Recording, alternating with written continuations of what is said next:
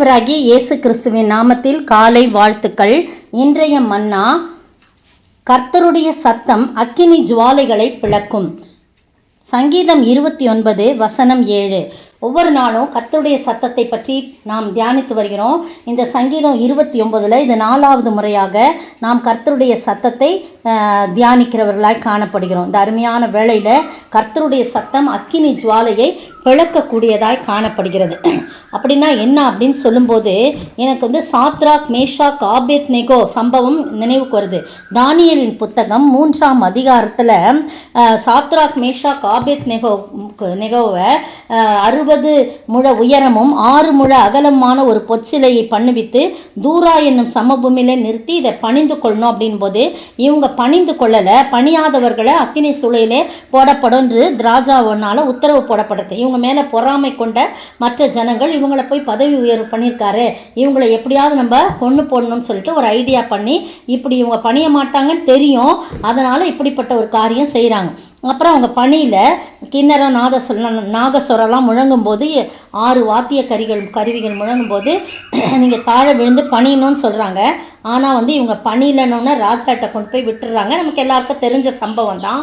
அப்படி ராஜா சொல்கிறாரு, இப்போ முழங்கும் கீத வாத்தியங்கள்லாம் முழங்கும், நீங்கள் தாழ விழுந்து பணியணும், அப்படி இல்லாட்டி உங்களை என்னுடைய கைக்கும் அக்கினி சுளைக்கும் தப்பு வைக்கிற தேவன் யாருன்னு பார்த்துருவோம், நீங்கள் விழுந்து பணியணும்னா இல்லை நாங்கள் பண்ண முடியாது. சாத்ராக் மேஷாக் ஆபேத்நேகோ ராஜாவை நோக்கி, நேபுகாத் நேச்சாரே, இந்த காரியங்களை குறித்து உமக்கு உத்தரவு சொல்ல எங்களுக்கு அவசியம் இல்லை, நாங்கள் ஆராதிக்கிற தேவன் எங்களை தப்புவிக்க வல்லவராயிருக்கிறார், அவர் எரிகிற அக்கினி சூளைக்கும் ராஜாவாகிய கைக்கும் நீங்களாக்கி விடுவிப்பார் என்று சொல்கிறாங்க. எதை நம்பி சொல்கிறாங்கன்னா, அவருடைய சத்தம் அக்கினி ஜுவாலையை பிளக்கும். நீ அக்கினி சூளையில் எங்களை போட்டாலும் அவர் தப்புவிப்பார். காரணம், நீ உலக பிரகாரமான அக்கினியை நீ எத்தனை மடங்கு சூடாக்கினாலும் வானத்திலிருந்து பரம அக்கினி அவருடைய சத்தமாய் அந்த அக்கினி அந்த அக்கினி ஜுவாலையை பிளந்து போடும், ஒன்றுமில்லாமல் பண்ணி போடும் சொல்கிறார்.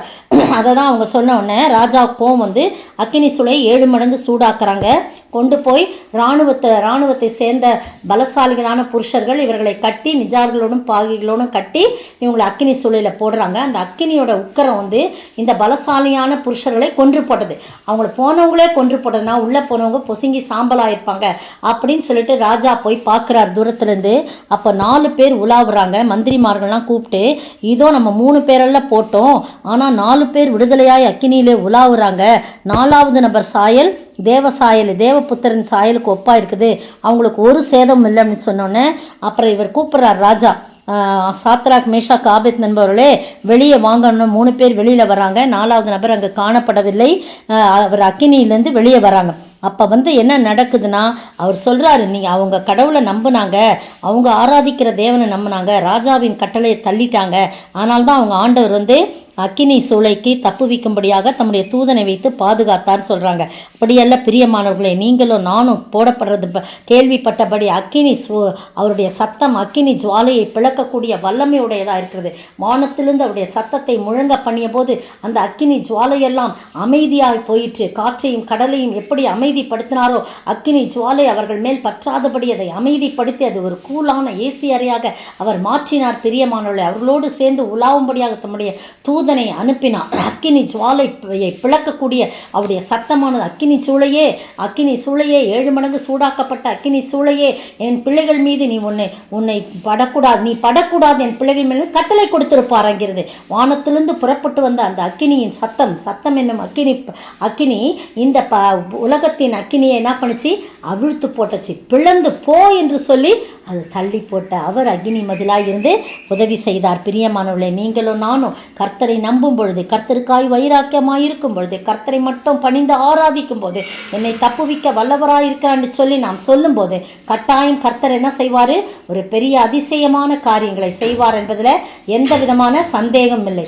இந்த அருமையான வேளையிலே நீங்களும் நானும் ஆண்டவருடைய சமூகத்தில் நம்மை தாழ்த்தி ஒப்பு கொடுக்க ஆண்டவர் தாமே கிருபை செய்வாராக. அப்படி செய்யும்போது ஆண்டவர் அதிசயமான காரியங்களை, அற்புதமான காரியங்களை அவர் செய்ய வல்லமையுடையவராய் இருக்கிறார். எனவே அவரை நோக்கி பார்ப்போமா? அக்கினி சூளையிலே நின்ற எம்மை தெய்வமே, விசுவாசத்திட மனதும் என்றென்றும் காத்தருளும் என் இயேசுவே, நான் என்றும் முந்தன் சொந்தம், என் ராஜனே அனுதினமும் வழி நடத்தும். ஆமாண்டவரே, கர்த்தருடைய சத்தம் அக்கினி ஜுவாலையை பிளக்கக்கூடியதாக இருக்கிறது. சாத்ராக், மேஷாக், ஆபேத்நேகோ கர்த்தாவே போடப்பட்ட அக்கினி 7 மடங்கு சூடாக்கப்பட்டாலும் பரலோகத்திலிருந்து வந்த உம்முடைய அக்கினி போன்ற உம்முடைய சத்தம் இந்த அக்கினியை பிளந்து போட்டது ஆண்டவரே. அதை ஒரு ஏசி அறையாய் மாற்றினது ஆண்டவரே. அவர்களுக்கு ஒரு சேதம் இல்லாதபடி ஆண்டவரே உலாவும்படியாக செய்தது ஆண்டவரே. அப்பா, உம்முடைய சத்தம் எவ்வளவு வல்லமையுடையது, அது அக்கினி ஜுவாலையை பிளக்கக்கூடியது என்பதை இந்த சம்பவத்தின் மூலம் நாங்கள் தெரிந்து கொண்டோம். கர்த்தாவே, எங்களுடைய வாழ்க்கையில எப்படிப்பட்ட அக்கினி போன்ற சோதனைகள் வந்தாலும் உம்முடைய சத்தத்தினாலே ஆண்டவரே அந்த அக்கினியெல்லாம் ஒன்றுமில்லாமல் செய்து நீர் உம்முடைய திவ்ய கோட்டைக்குள்ளே எங்களை மறைத்து பாதுகாப்பீர் என்பதில் எந்த சந்தேகம் இல்லை. அப்படிப்பட்ட நம்பிக்கையுள்ள வாழ்வு வாழ ஆண்டவர் தாமே கிருபை செய்ய வேண்டும் என்று கர்த்தரும் மீட்பரும் ராஜாவுமாகிய இயேசு கிறிஸ்துவின் விலையேறப்பட்ட நாமத்தில் ஜெபிக்கிறேன் பிதாவே, ஆமேன். நேற்றைய பதில்: உங்கள் செய்கைகளின் பலனை இழந்து போகாமல் பூரண பலனை பெறும்படிக்கு எச்சரிக்கையாயிருங்கள். 2 யோவான் 8 இன்றைய கேள்வி: எதை செய்கிறவன் யாரால் உண்டாயிருக்கிறான்? எதை செய்கிறவன் யாரை காணவில்லை? எதை செய்கிறவன் யாரால் உண்டாயிருக்கிறான்? எதை செய்கிறவன் யாரை காணவில்லை?